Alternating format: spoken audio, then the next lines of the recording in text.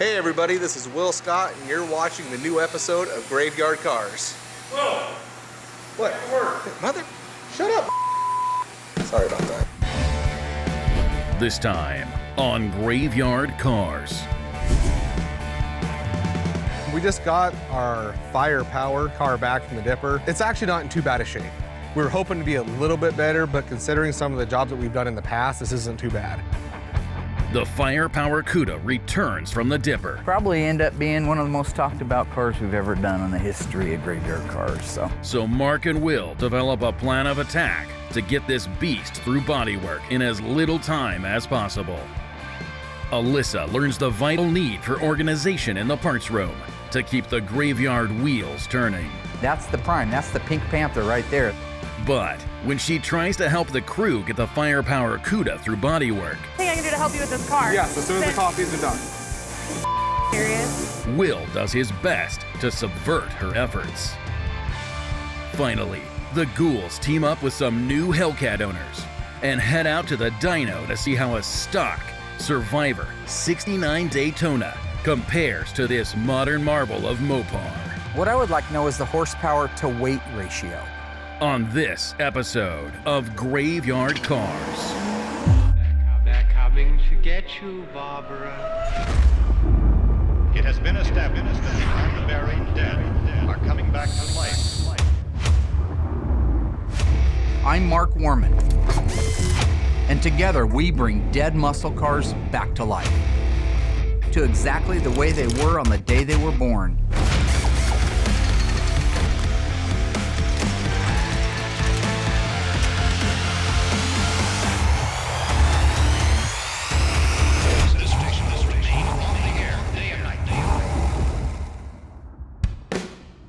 In case you were watching Hellcat videos on YouTube, or maybe just cat videos, here's what you missed. Alyssa took charge, Mike, there's no tomorrow. We gotta get this started today. helping Mike and Mark ready the 383 engine and drivetrain for Buck's 71 Challenger RT. Go ahead.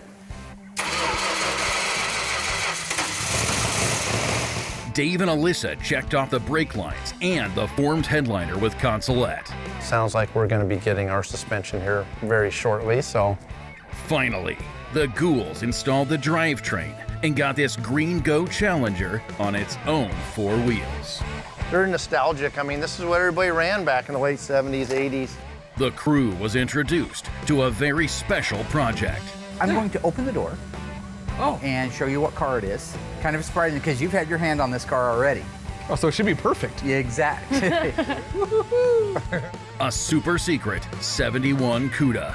The ghouls will be making way for a record-setting restoration because the total time for this car is 4 months. We're hoping for the best, but expecting the worst, because we always do.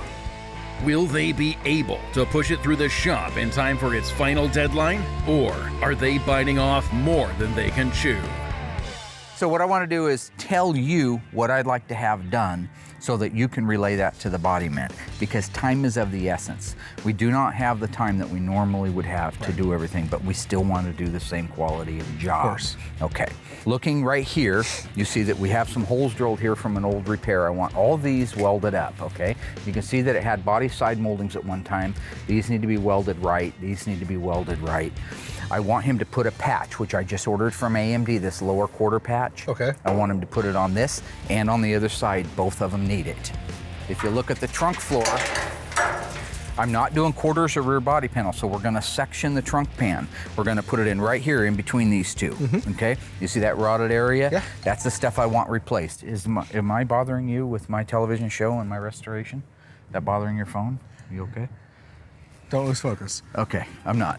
As far as the main floor, this can get a small patch in it, which I have all these patches coming. All these pieces are coming from AMD. Okay. I have a left-hand main floor, so he's gonna put a small piece in here.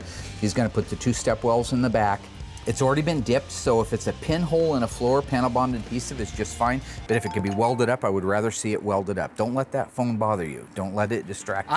It's I'm here to help distracting you. I'm listening to you right now. I want him to make patches for all of these pieces right here. I actually ordered the rust out piece from AMD, so if it shows up, he can put that whole piece in.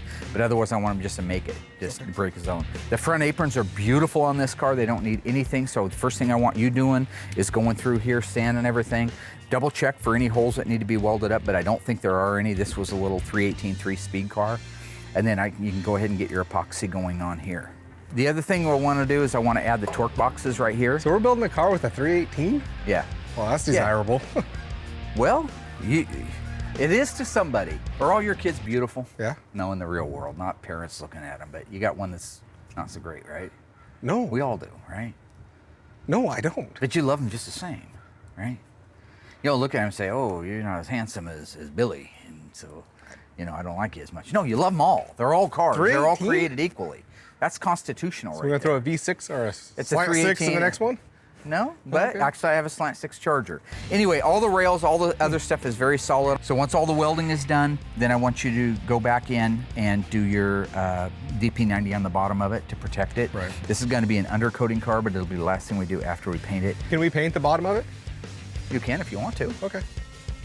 You can if you want to. I mean, it doesn't, So this whatever's owner doesn't fastest. give a shit what we do. No, this owner does care what we do. Paint, He just has undercoat, he didn't slant care. He 6, said whatever. 318, He doesn't same have a thing. ton of money, so he just wanted it done. He just wanted the old car done. You can do whatever you want to do to get this car done in time. I don't care what it is. Well, that's nicely balanced, isn't it? You're welcome. So what do you mean you need this car done in time? What's your time frame? November. Okay. Yeah, done. Driving. Fastest one we've ever done on record.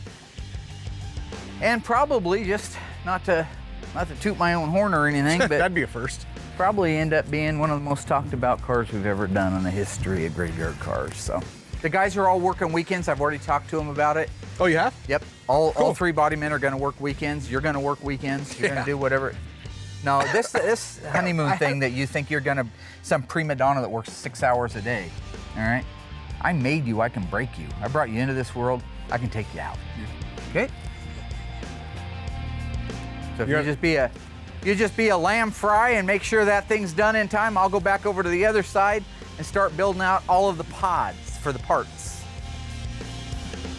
So he's gonna go back to the office and write checks, I guess. All right. Guess I'll get the guys and bring it in and get started. While Will gets ready to tackle the firepower CUDA, Mark meets Alyssa upstairs to go over his newly organized parts room. I'm gonna show you what your father's been doing up here, sweating, all right? Mike. I am gonna show you around. I think it's important that you see what I've been doing and why I've been doing it. Well, I understand why. Someday this This makes your great job a lot big easier. mass, this big snowball rolling down the hill and getting bigger all the time is gonna land on your doorstep. It'd be nice to know how to do it, wouldn't it? Okay. All right. If you remember when you came up here, there was crate and pallet after crate and pallet, stuff full of stuff from all over the place. Yeah. That's when you left, because No. that was no fun. Incorrect. All right. We've got it reduced down to these bins. So what I'm doing right Wow. now is the final. I'm going through and saying, yes, I need these in the engine shop. I need these downstairs. Okay. Just kind of going through it. But that's all that's left of the unknowns. Okay. You go over to these shelves now. We put them together by engine, transmission, rear end, interior, glass. So now, Okay. instead of the way it was in the past, this is the only used stuff that we have on this premises. Okay. So if Dave is looking, let's say Dave is looking for a sway bar for a 69 Super B, all right? Not that he would, because I build all the suspensions, but say that he was. He comes over here, every sway bar on the premises at 3654 Catherine is on that shelf. So he walks Awesome. up. Here's one right here. He grabs it and goes. Or he comes up here. He needs one for a 66 Charger. He comes up here. Oh, there's one for that too. Okay. He comes up here and he wants one for a Dodge Monaco from 1984. There isn't one. He goes back downstairs and orders it. Where in the past he'd start there, work his way down, around, in and out, lift up stuff, put it back down again, then go into the first room, then go into the second room, then dig through all those because nothing was organized. He can walk up here, got it, go. That's the name of the game in the organization. If we're gonna start putting 12, 14, 16 cars a year out, every minute is valuable. These are all the used engines that we have. Other than that, Tony's got one here that he's storing, a 68 426 Hemi. Another engine that a guy bought, this is an unstamped engine, no date codes on it, kind of like a warranty block type thing. So when you have a car missing the original engine, Yeah. got a 70 Super B 446 pack, 4-speed engine, a Super Track pack, FC7, white top, white interior, console shift. When you have that and it's missing the original engine, gone. You have two choices. a date-coded correct one, but it would have a VIN number off another car on it, but it'd still be dated correctly for the car. Like we've talked about on so many Or parts. one that has no stampings on it, an over-the-counter block with the right date code and no VIN. So why does it have That's the best. That's the dates? creme de la creme. That's the Chachi loves Joni and they're doing weird crap in the back of Fonzie's motorcycle. So how does that happen though? Because that engine could have been a warranty engine that they had in stock and never put in a car. They Those made cars it and they blew were up waiting when they for were a brand car. new. Okay. They could be 2 months old and some guy goes out and misses a shift and he blows the engine up. So they had those on the shelf waiting to go into cars. If it never got sold, it's new old stock. That's the prime. That's the Pink Panther right there.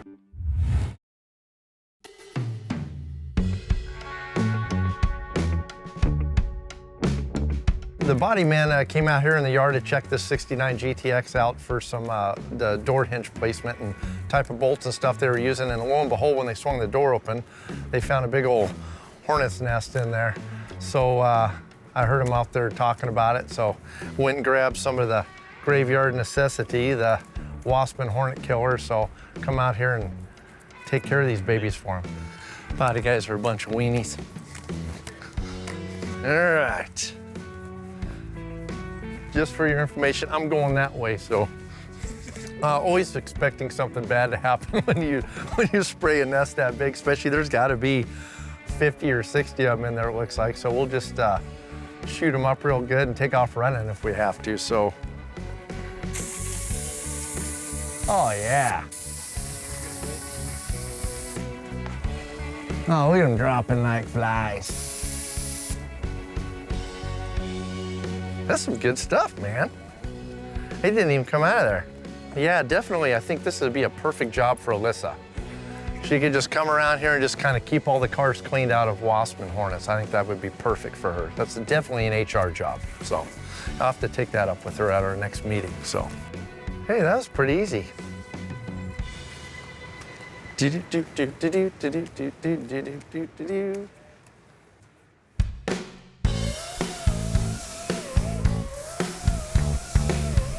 What are you guys doing? Hey. Hey. Can I help? Yeah, we never got our coffees this morning. No, seriously, we There was didn't. no list. The list is on there. It's not up there. Look. No, it is. So I know I would Dee- rather help you guys here. I don't want to make coffees today. Well, you offer what you can do. I know Josh wants one and I want one. Adam, Okay. he wants this chocolate milk. Can I anything I can do to help you with this car? Yes, as soon as the coffees are done. Serious? You're really gonna make me do this whole little song and dance today? Yeah. First it was dressing me up, now it's having to make coffee. Yeah, but I really need the coffee. I didn't need you to. I'll be back. I'll be back here for coffee. Yeah, so I went up and asked Will if I could help him on this car, and he told me not until I make him a coffee, which that's Will for you. Like, I can never, helping him out isn't enough. I always gotta go and do some stupid task beforehand to prove that I, like, deserve to help. Stupid. Okay. Here you go. Where's the lid? We're out of lid. Was that so hard? Oh my gosh. Okay, so you ready to help? Yes. Okay. Safety glasses. Okay, I'm ready. This area through here, looking like this. So you kind of, yeah, you're gonna have to. This is how you've been working this close to George? Yes. See all this? So you really got to get up in here. While he was there? Do what you got to do. So this whole area. George, I'm right behind you, okay? Okay. So he knows. Okay, so. Yeah, you got to get in there. Okay. Well, you got to kind of hold it like that. There you go. Yeah, I think this is good. A, I got a coffee out of it, which was nice. B, she's doing my job for me. And C, she's got George bent over in the car, which looks quite funny. So I really didn't think it was gonna work this well. I just kind of thought, hey, this would be kind of funny. But it's working good. I just needed her to get more of a lean over George. And then I think we'll be set. So yeah, after she gets that whole jam area cleaned up, kind of right over George's right shoulder, there's some cleanup that needs to be done, so I'm gonna have her get really deep there in a minute. What? What did you say?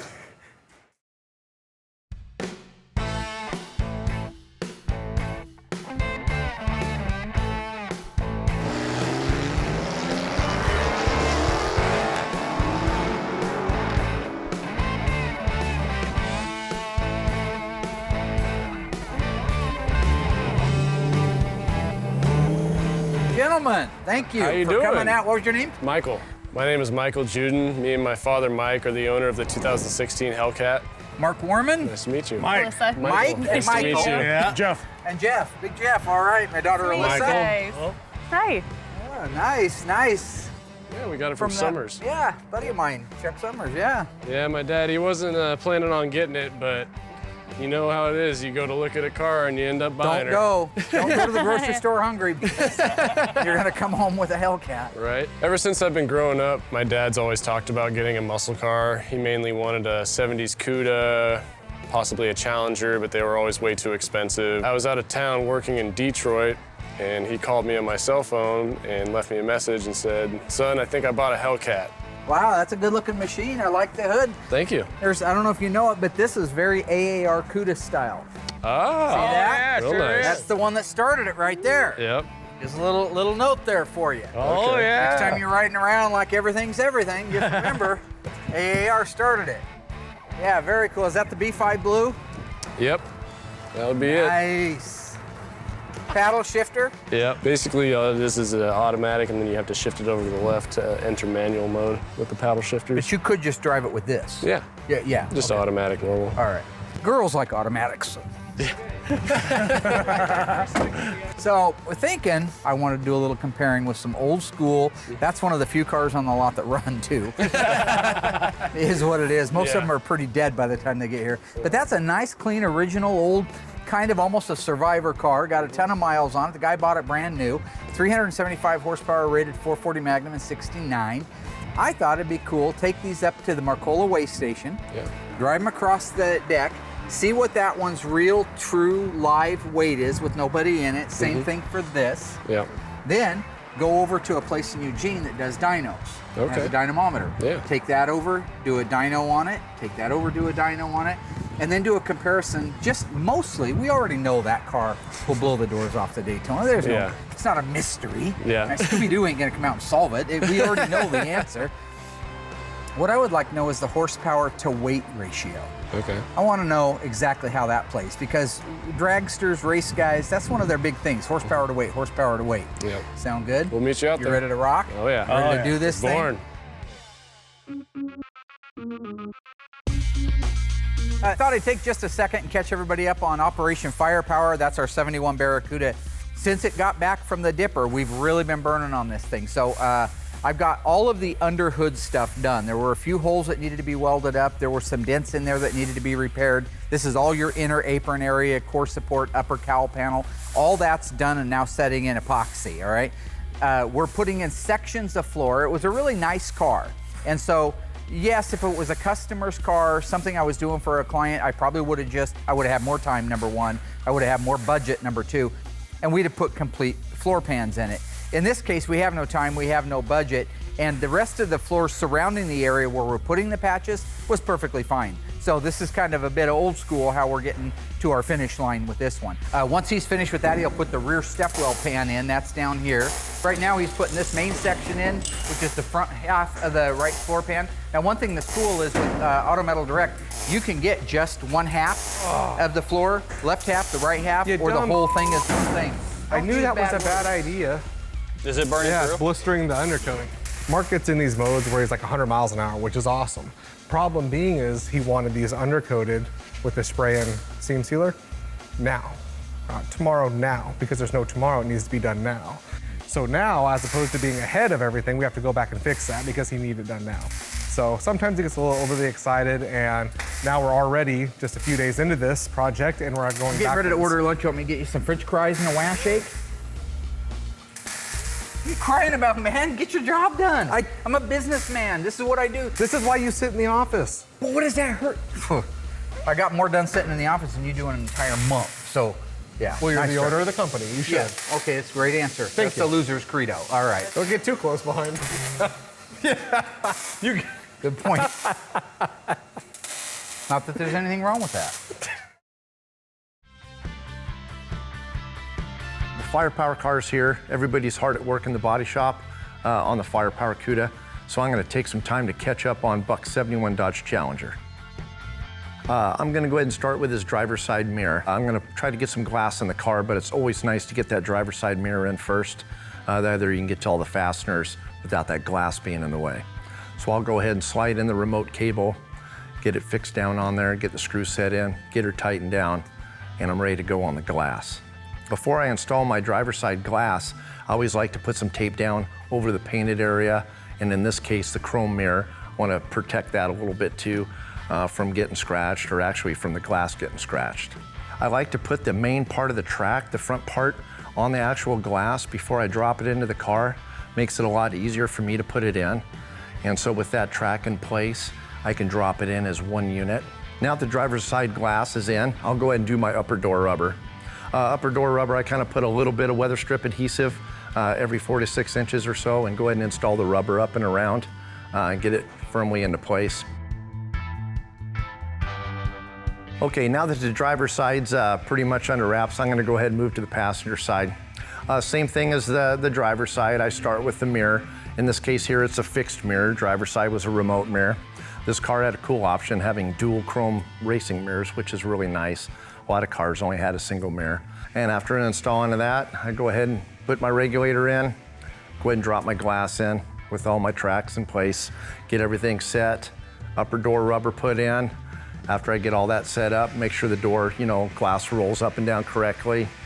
Start shutting it, start adjusting it, get a nice even reveal. Yeah, the glass went in just fantastic. This is a really nice original car, so everything just fit perfectly. I didn't have to do any modifications. Everything adjusted just the way it should. Door shut nice. I got a perfect reveal, no gaps, no nothing, and it looks fantastic.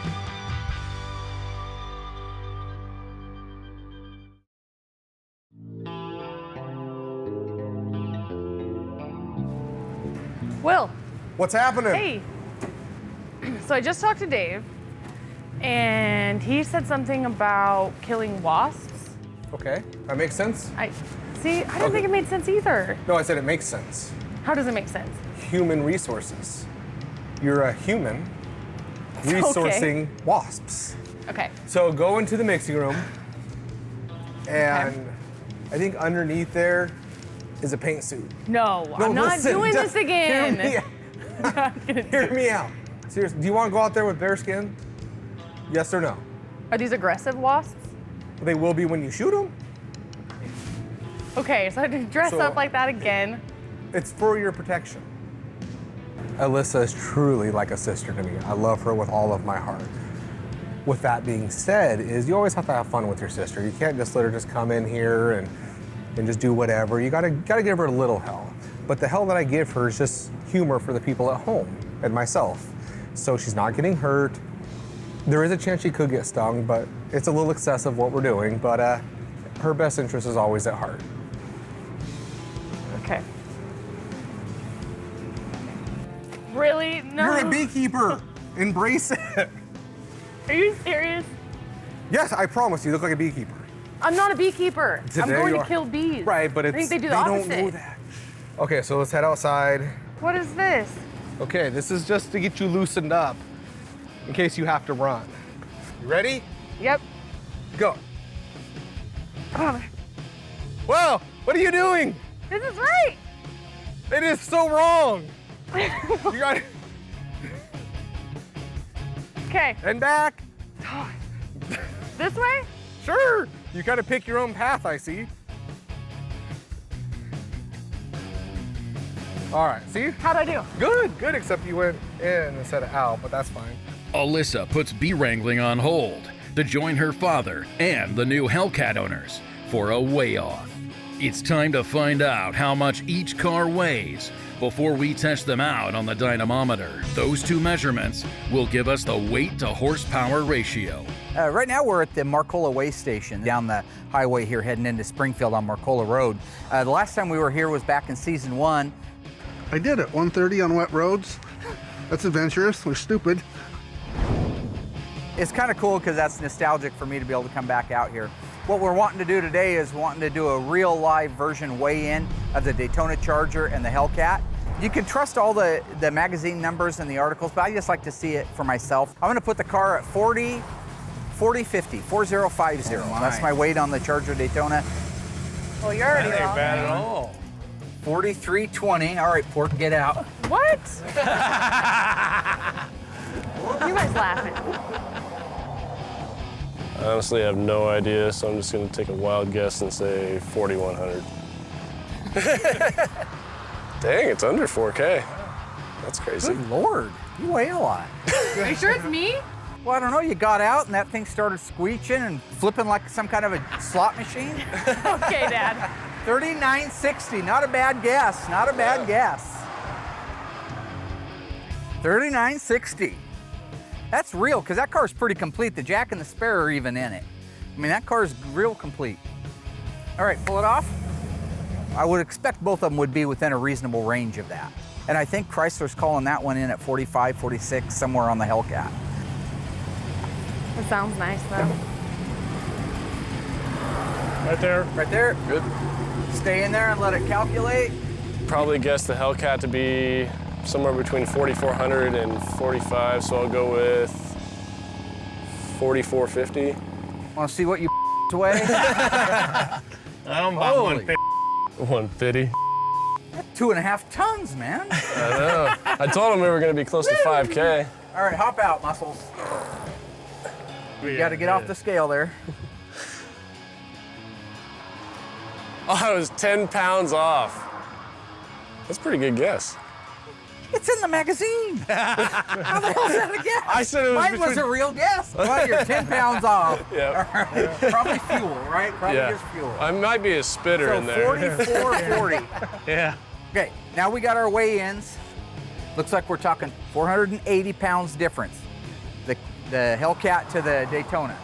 So now that we've got that, we're gonna go over and do a dyno on it, and this is real horsepower to the ground, not to the crankshaft. This is net horsepower versus gross horsepower, which is the way it was measured in '69.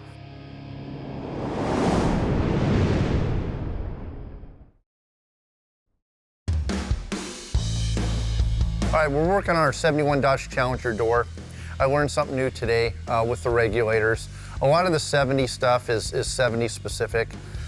They just kind of did that on the Cudas and the Challengers. I mean, it's pretty self-explanatory. I mean, if you've been around the cars. Today I found out that the 71 door frame, the actual inside of the door frame, is different than a 1970. You can see this has got a really small slot on it here. So when this gear comes up, when the window's going down, see how it stops right there, and it's got plenty of room in that opening. On the 70 regulators, whenever this gear comes up, it would actually hit, the regulator would hit right on the edge of that. So the 70 door frame actually has a longer slot right here. It comes all the way out to here. So whenever that gear comes up, it's got plenty of room to rotate up into there. At first I thought, oh, I wonder if it's just a little bent and it's not coming up all the way. But it turns out that whenever I looked in and found a 1971 car out there that was all original, the 1971 regulator, the throw is actually different on the gear. So the gear doesn't come all the way up. It stops short, excepting, you know, this smaller hole, and so there's your problem. So I tried to put that 70 gear into a 71 small gap. That's where I ran into my problem. So swap the regulators out. As you can see, it works perfect now. So ready to finish her up.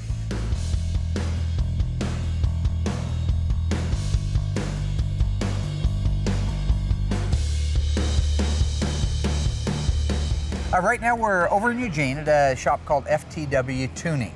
They have the only dynamometer in town, so they have generously offered to test our horsepower on our Daytona Charger and our Hellcat Challenger. I have no idea what to expect. I do think the Hellcat's gonna blow the Daytona out of the water, so it's kind of a waste of our time, but it's cool that we're here. It's 50 years newer and a lot more technology. Honestly, I think the Hellcat's probably gonna do better. I mean, a lot of people love the old style muscle cars, and I'm just a fan of the newer style muscle cars. They handle much better, they have a lot more power, but I mean, if you can afford it, you might as well get an old one as well. I'm just telling you that in 1969, this thing set and broke world records. And I respect the fact that Dodge is still continuing to be cool. Absolutely. Yeah. Hell's yes, I respect it. So the first one up on the dyno rack is going to be the Daytona Charger, rated at 375 brake horsepower. Now that was to the crankshaft. What we're going to measure is how many of those little ponies are making it down to the ground between the tire and the earth. 200 horsepower to the dirt. Can we do it now? I second that, yes. Let's shoot this maternal lover. He's got issues.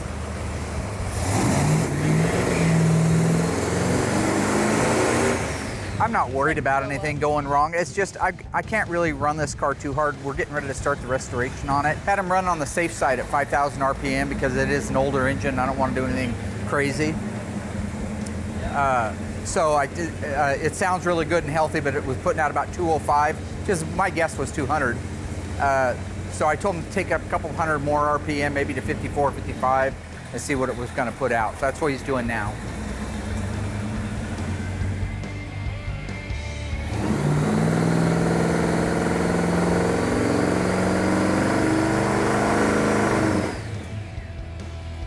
The old girl did good at 205 horsepower to the tires.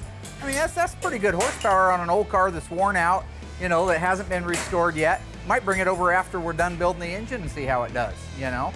But even at that, 205, that's very respectable for the day. That's to the ground, you know, that's not at the crankshaft. So it lost, according to the factory, about 175 horsepower between the crankshaft and the tires. So they're getting ready to take it down off of there and bring the Hellcat up and find out what it does to the tires. Find out if Dodge is telling the truth or not. This is actually kind of cool.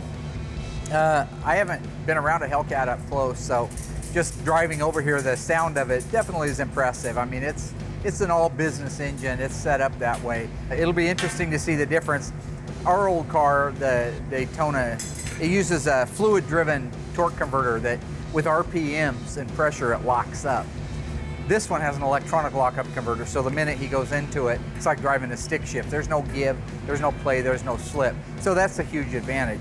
But the fact that it's, you know, a high horsepower car, late model technology, it'll be interesting to see what it puts out in the way of horsepower to the tires.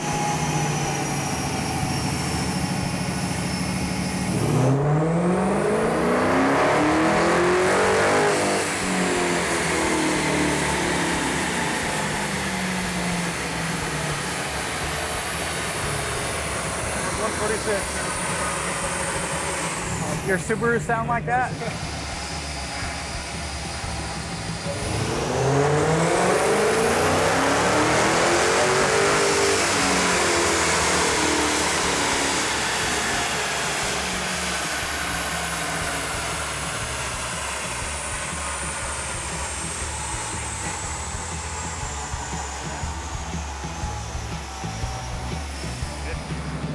You gotta respect that car, or you're gonna be dead. Oh, you're gonna be dead. Yeah. I mean, that's just the whole thing. That thing's just a rocket. Oh, it's crazy.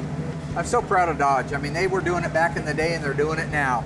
Oh, yeah. They always pulled out all the stops and came out with the Hemis and the six-packs and the Superbirds and Daytonas and the crazy graphics and air grabbers, pistol grips. I mean, they were always on the cutting edge. Now they come out with this insane contraption. Oh. You better respect it or you're gonna be dead. Oh, yeah, that's a fact. So under ideal conditions, it's gonna run at 680 horsepower. But today we ran it a couple times. It's really hot. I think it's over 100. It feels like it. So it's running at 650, which Yep. is still amazing. It's great. I mean, what more could you ask for? Yeah. Anywhere that's gonna take flight. It's a factory Gosh. production car, and it's putting 650 horsepower to the wheels.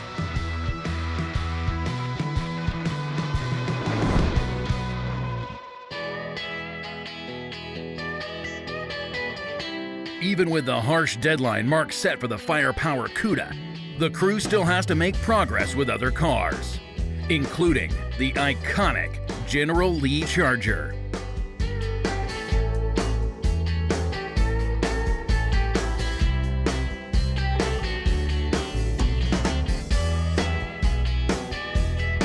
The bodymen lay down some elbow grease and finish out the back end of the car.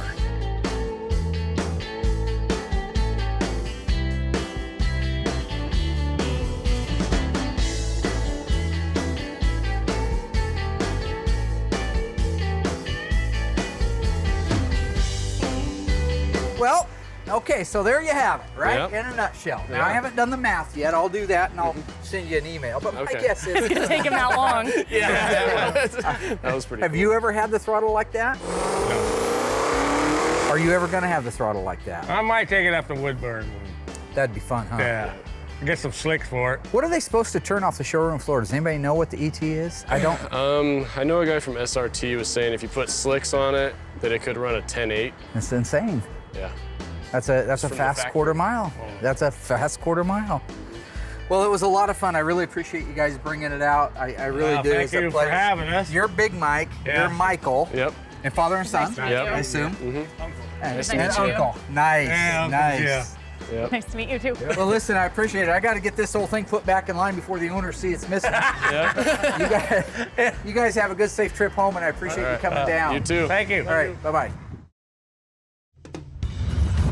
But looks like we came up on our deadline for body work for the firepower car, and doesn't look like we're quite done yet. So I'm gonna go out there and see if the guys need any help, if there's any way that I can kind of help get the firepower project to Will. What's Hey, happening? what are you doing? Put away? Getting ready to go home? Almost. Oh, it's about that time, huh? Yeah, what do you want? I was just seeing what I can do to help out. I know that we're kind of behind over here, so We're behind? yeah. On what? Well, the firepower. But I mean, I know that's not in your No. department yet. We're Yeah, on I know we don't schedule. have- We're at 0 days. As long as I walk in tomorrow and have it, we're right on schedule. Which, looking like that might be a little iffy. So is there something I can do to help? Why is that looking good? My God, What part is there looks- something no, I I wanna can know what do part looks iffy. to help? Why Well, does it that car matter? is right on schedule. This backfired. You know, I I'm just gonna thought- go ask Josh if he needs any help because He's doing body work. Let him do his body work. You're what should I disrupting the do? flow. What should I do to help? Okay, so nobody has coffee. I already made coffee today. I'm not doing it again. Never got one. That's not a Our real shop job. is a hole. Then clean your workspace before you leave. No, if you actually got out on the other side of a broom, that would help. That's helping I us. do, but I sweep the engine room when I work in there. I never. Okay, now don't you're work coming in down here to work, so it's the same thing. Yeah. Okay. Fine. I'll sweep, but everything but your section. Oh, I don't have a section. My section's in the paint booth. Can't win. Okay, Josh. What can I do to help? You know, honestly, there's not much to do after, I mean, me and Ryan pretty much have it licked until we get it over to Will. So we're just finishing up this side here, the driver's side. Wow. Just the bottom of the fenders, part of the rocker, and part of the quarter, and it'll be ready for Will. So Wow. honestly, yeah, there's not. So we're actually gonna make a deadline? Yeah, I hope so. Yeah. I was supposed to get this to Will a couple days ago. It's taken a little bit longer than we thought. But technically, today was the last day on the deadline. We pretty much have this all Alyssa, taken don't care slow of. Josh down. You asked me first, do you want to help or not? Yeah, sure. I'll see you later, Josh. Have a great one. Oh, man. Oh, I see him. Okay, you got to spray. Oh yeah, see, you got one. Oh yeah, there you go, see? There's still more. They're all, Hill him. yes. Hill him. Oh, coming out now. They're coming out now. What are you? Okay. Call me if you need me. You're all good to go? Oh my gosh, thank you. You're what? You thank Dave. Oh, I will. Okay, so go ahead and go to the fender. Once I got a chance to get back to the graveyard, start digesting some of the numbers, I got the calculator out. Remember now, our Daytona's an original car. It was bought brand new by the same owner that still has it today, so it's pretty much the way. Wheels and tires have been changed.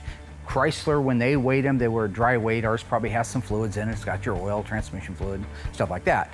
But we ended up with 3,960 pounds. So that's just on the backside of 4,000 pounds. When we ran it on the dyno, its max horsepower was putting out at 5,500 RPM, 205 horsepower to the ground.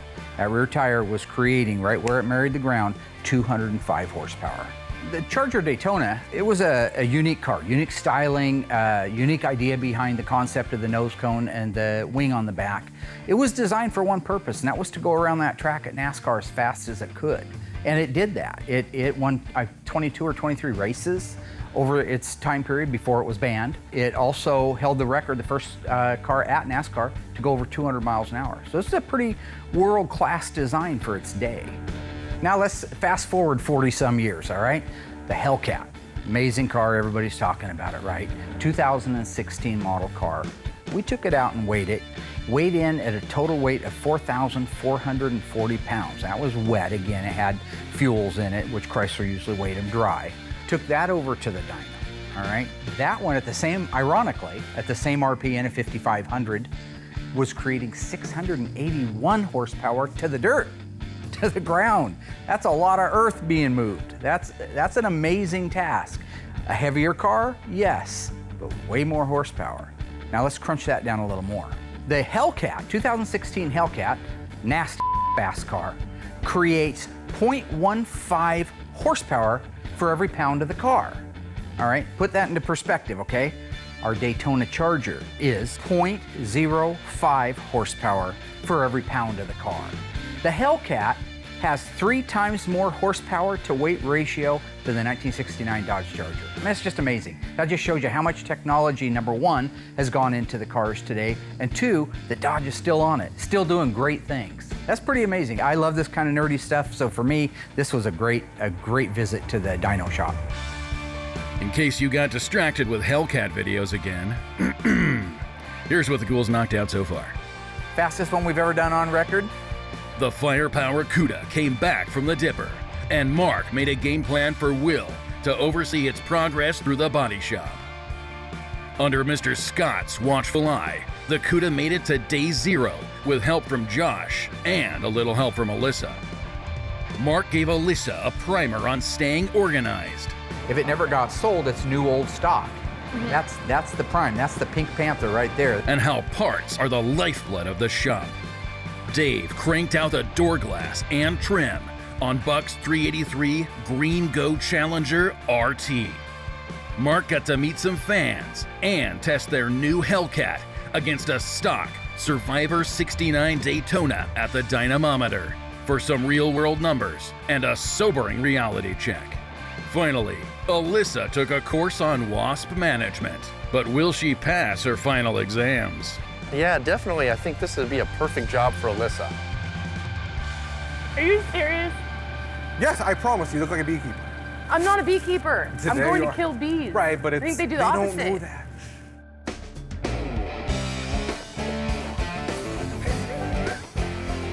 You're not washing the car. Get in there.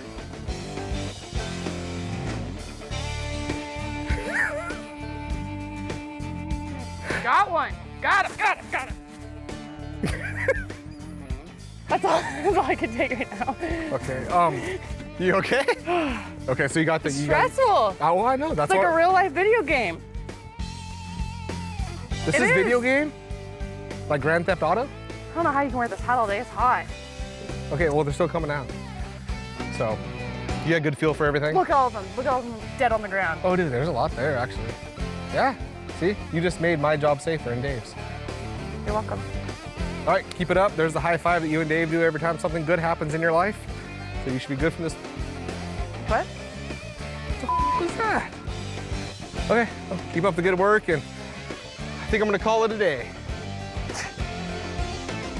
I mean, I see where this might have been necessary to keep me from getting stung, but I do feel really stupid out here running drills around rims in this suit when it's 100 degrees. So Will's definitely gonna get it this time. Like, I can't let this one slide under the rug again. I have to get it back. Are you done? Are all the bees dead, or are you gonna keep going? But maybe I'll get my dad to call a professional to come out here and do it.